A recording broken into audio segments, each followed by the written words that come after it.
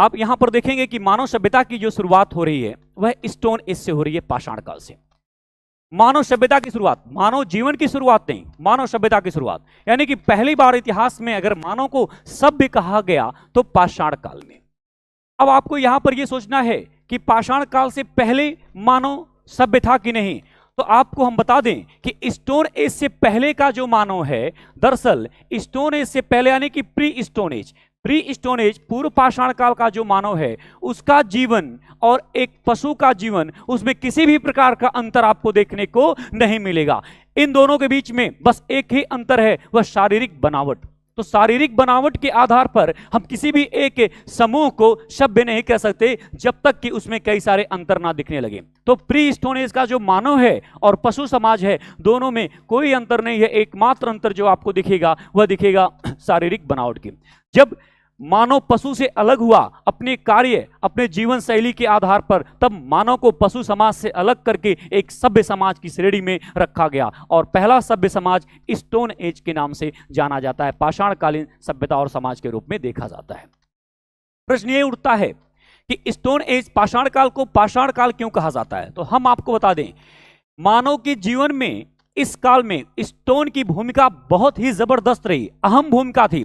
मानव के जितने आवश्यकताएं होती थीं, उन सभी आवश्यकताओं की पूर्ति मानव स्टोन के माध्यम से करता था, पत्थर के माध्यम से करता था। जैसे रहने के लिए जो आवास होते थे वह प्रकृति की छत होती थी, और वह प्रकृति की छत गुफाएं होती थी जो स्टोन की होती थी, पाषाण की होती हैं। मानव पशुओं का शिकार करने के लिए जिस प्रकार के उपकरण का प्रयोग करता था, वह टूल्स जो बनता था वह स्टोन का होता था। हिंसक पशुओं से मानव को अपनी रक्षा करने के लिए जिस प्रकार के उपकरण का प्रयोग करना था वह भी स्टोन का ही होता था। उस समय उस समाज में यही बेसिक और महत्वपूर्ण आवश्यकता थी। अब आप देखेंगे उस समय की समाज के लिए स्टोन कितना महत्वपूर्ण रहा होगा, इसीलिए इतिहासकारों ने उस समय के समाज को स्टोन एज की संज्ञा दे दी, पाषाण काल की संज्ञा दे दी।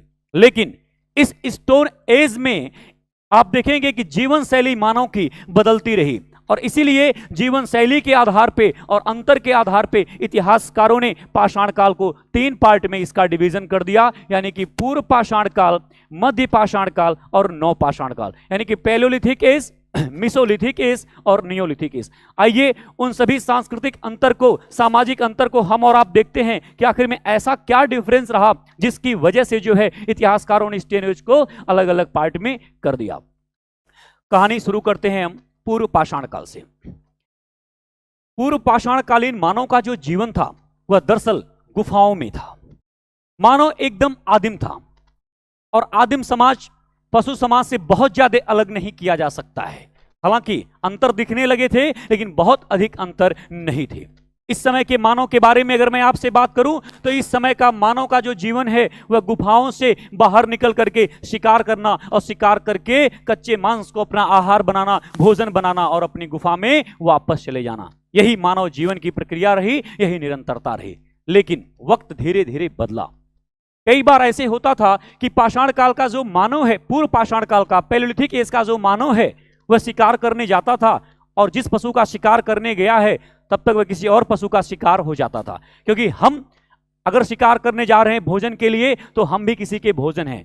ऐसी स्थिति से गुजरते हुए मानव संघर्ष और इस परिस्थितियों से लड़ते हुए अपने आप को स्थायी चाह रहा था, और इस प्रकार से हिंसक पशुओं का शिकार ना हो उसके लिए लगातार सोच रहा था। और विकास की इस क्रमिक प्रक्रिया में एक समय ऐसा आया जब मानव कहीं न कहीं अपने जीवन में बदलाव लाने को मजबूर हो गया, या प्रकृति ने उसको बदला। कहानी कुछ इस प्रकार की। जो पूर्व पाषाण काल है, इस समय की अगर हम बात करें, अगर एक टाइम पीरियड की भी बात कर लें, हम पाषाण काल के इन सभी चरणों के टाइम पीरियड की बात करें तो हम आपको बता दें पूर्व पाषाण काल का जो टाइम है वह लाखों वर्ष पहले से लेकर के तकरीबन 10,000 BC तक का जो समय है वह इतिहास में पूर्व पाषाण काल के रूप में जाना जाता है। अच्छा, जो स्टूडेंट्स AC और BC में कंफ्यूज होते हैं वह परेशान नहीं होंगे, थोड़ा सा हमें समय दें, हम उस डाउट को भी क्लियर कर लेंगे, बस थोड़ा सा यहां पर आप सपोर्ट बनाए रखें।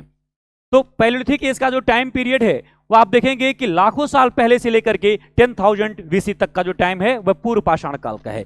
इसके बाद मध्य पाषाण काल की बात करें तो 10,000 BC से लेकर के जो है तकरीबन 4000 BC तक का जो टाइम है वह मध्य पाषाण काल का है। और इसी तरीके से नव पाषाण काल की हम बात करें तो नव पाषाण काल में 7000 BC से लेकर के जो है 1000 BC तक का जो टाइम है वह नव पाषाण काल का है। यहां पर परेशान नहीं होना है कि जब आपने यहां पर 4000 लिख दिया तो यहां पर 7000 कैसे है, क्योंकि सभ्यता और संस्कृति के अंतर को देखते हुए यह टाइम इतिहासकारों ने तय किया है। तो यहां पर भी अभी बहुत ज्यादा आपको नहीं सोचना है, जिस प्रकार से लिखा गया है इसको आप अभी सत्य माने और इसको आप यहां पर ध्यान दें। अब देखिए, जो पहला काल है पूर्व पाषाण काल, दरअसल पूर्व पाषाण काल के मानव का जीवन संघर्षमय था। और संघर्ष में इसलिए था क्योंकि इस समय का मानव अपने जीवन और प्रकृति के साथ लड़ रहा था, क्योंकि इस समय लगभग संपूर्ण विश्व के काफी हिस्से, अधिकांश हिस्से हिमाच्छादित थे, बर्फ से ढके हुए थे। और बर्फ से ढके हुए होने के कारण मानव जीवन प्रकृति के साथ संघर्ष करता है। लेकिन धीरे धीरे जब मध्य पाषाण काल का टाइम हुआ तो उस समय बर्फ का पिघलना हुआ, जलवायु गर्म हुई, जिसकी वजह से जो है बहुत सारे जो है बदलाव हुए। और उसी बदलाव में मानव विकास को आगे बढ़ने में, मानव को आगे बढ़ने में वह बदलाव काफी सहायक हुआ।